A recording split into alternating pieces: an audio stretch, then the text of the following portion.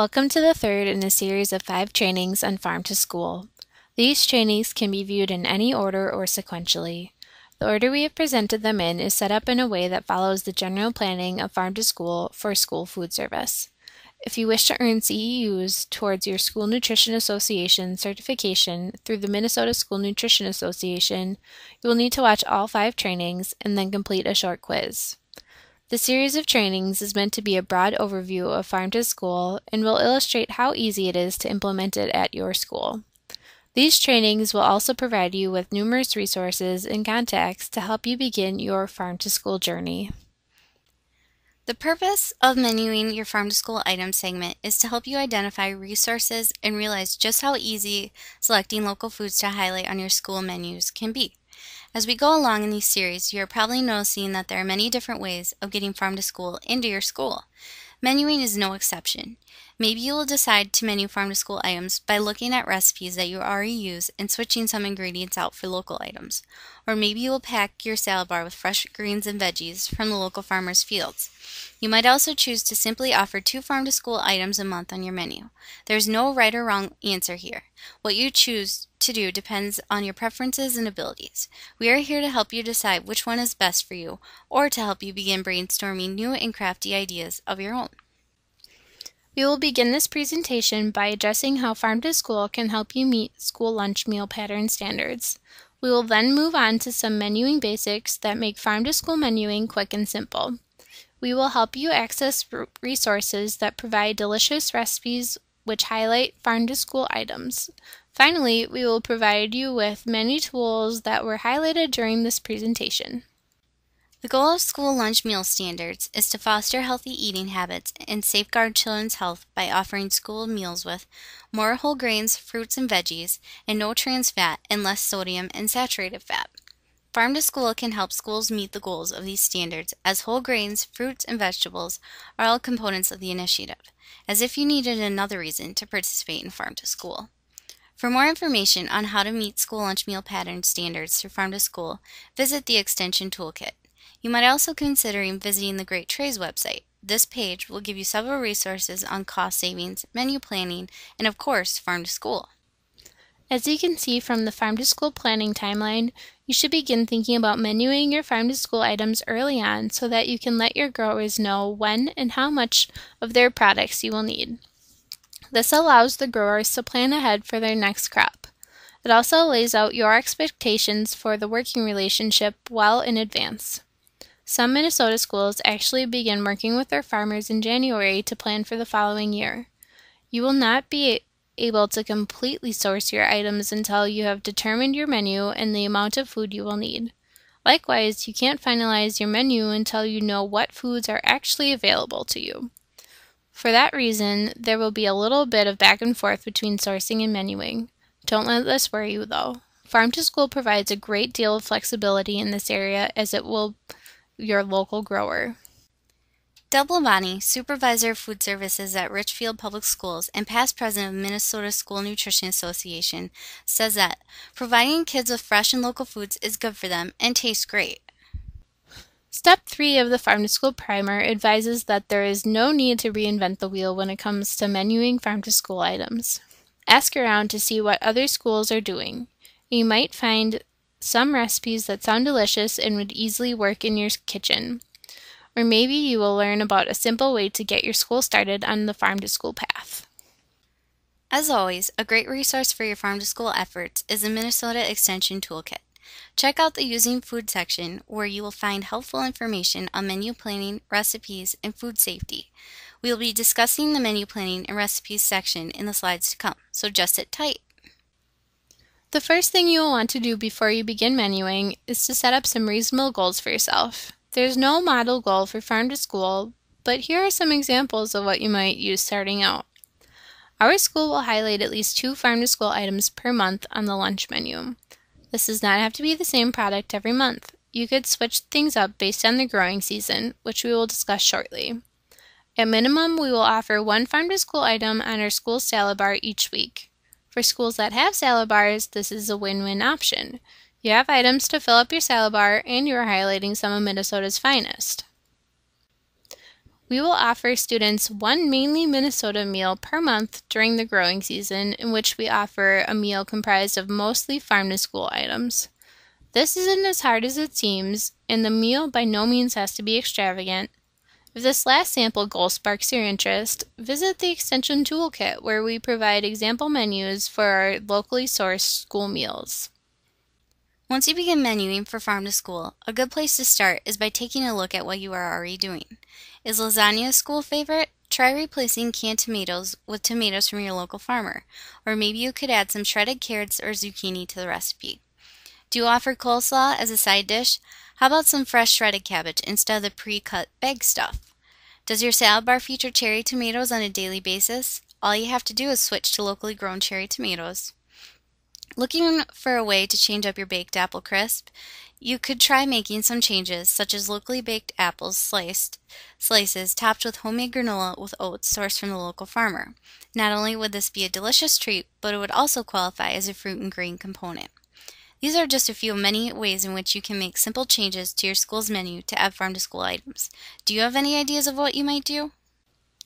Another idea for introducing farm-to-school items into your menu is to consider this list of the most popular Minnesota fruits and vegetables developed by the Minnesota Extension and the Minnesota Department of Health. This resource highlights the most widely used of Minnesota-grown fruits and vegetables for kids in schools. The list, which includes watermelon, winter squash, and tomatoes, provides tips for easy prepping, menu suggestions, and serving suggestions. We don't have time to go through all 10 of the items, but let's take a closer look at sweet corn. Top 10 suggests working with your farmer early to make sure you will have enough corn available once school starts back up. There are also suggestions to help shuck corn. And finally, you have some great tips on what to do with your leftovers. Freeze them and extend the farm to school well into the year. Because it's Minnesota, and we all know that our frigid winters aren't exactly conducive to fruit and vegetable growth, it is important to consider the growing season when menuing farm-to-school items. There are certain foods that you will want to place on the menu right away, such as tomatoes, cucumbers, melons, fall raspberries, and peppers, as the end of their growing season falls right around the beginning of the school year. Items that can be served later in the school year include cabbage, carrots, potatoes, and apples. If you are unsure of what farm-to-school items are available when, don't worry. On the screen is a seasonal Minnesota fruits and vegetables guide from Great Trays and a seasonal look at fresh produce from Minnesota Grown website. These resources allow you to identify farm-to-school items to menu based on the month you are planning. You will notice that late winter and early spring months are somewhat sparse in terms of produce. For this reason, you might consider offering locally sourced beef, bison, wild rice, and honey to keep farm-to-school going the whole year through. Another possibility is to stretch your root vegetables, squash, and apple stocks out as long as possible, as they can be stored for longer periods of time. Another important thing to keep in mind in terms of the growing season is that Minnesota has 5 different growing regions. This means that not all fruits and vegetables will be available within every community in Minnesota. What you can find in southeast Minnesota will be different from what is offered in northwest Minnesota. Another tip for menuing farm-to-school items is to allow for flexibility. This does not mean you have to live on the edge when it comes to farm-to-school. Rather, you are giving yourself room to determine what is easiest and best for your kitchen.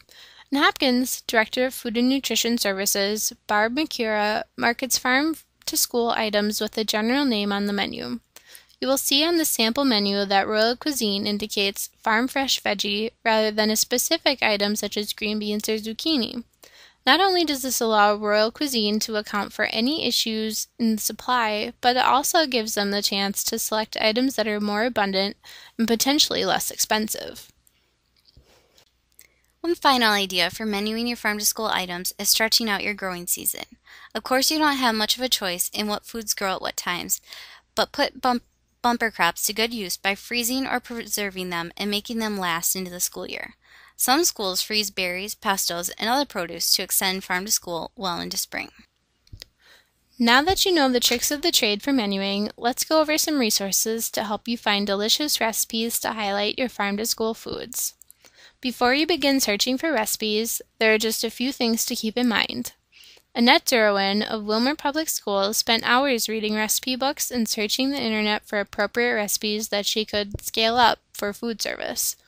Annette used the following criteria to identify the perfect farm-to-school recipes for her district.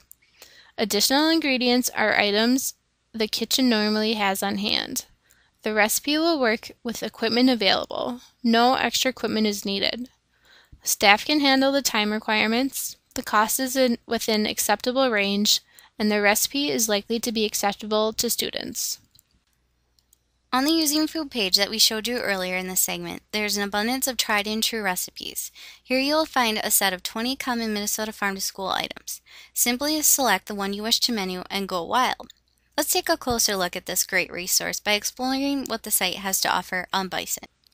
After clicking on the bison icon, you will be brought immediately to the Recipes tab. There you will see both quantity and home scale recipes. Let's try the shredded bison. Clicking on the link will bring you right to the delicious recipes seen here. Going back to the main bison screen, select the Menu Examples tab. Here you will find two sample menus highlighting bison and other Minnesota foods. Scrolling down will bring you to Menu Example 2. You will see that the menu not only provides suggestions for side items, but also indicates the portion size needed by grade. Shredded bison roast on a bun. How yummy does that sound? Clicking the final tab on the bison page will bring up some nutrition facts. These little tidbits may be useful in promoting your recipes or developing newsletters. Did you know that bison is not only local to Minnesotans, but also lean and healthy meat? For more farm-to-school recipes, visit the Extension Toolkit, where they provide links to many other excellent resources, including Fresh from the Farm, the Massachusetts Farm-to-School Cookbook, which includes over 100 recipes to whip up in your kitchen. Switching gears, let's take a look at the Great Trays Now We're Cooking cookbook.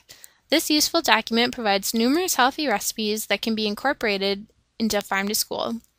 The recipes were sent in by schools around the state, so you know they are good. Flip through the cookbook to find recipes like Beets and Sweets, sent in by Mary Anderson and the staff at Wayzata Public Schools. As Carrie Frank, Food and Nutrition Director of Dover Iota Schools, puts it, bringing the freshest, most nutritious foods to our student excites me. Throughout the presentation, we referenced many helpful websites. Here are the links for those resources. Don't worry if you don't have time to copy them. We have also developed a handout with all the references cited in this segment. Talk about easy. Happy Farm to Schooling! These trainings were developed as a collaborative between the Minnesota Department of Health and University of Minnesota Extension by University of Minnesota graduate students Stephanie Mottet and Megan Reeds, and with reviews by members of the Minnesota Department of Education and Minnesota School Nutrition Association.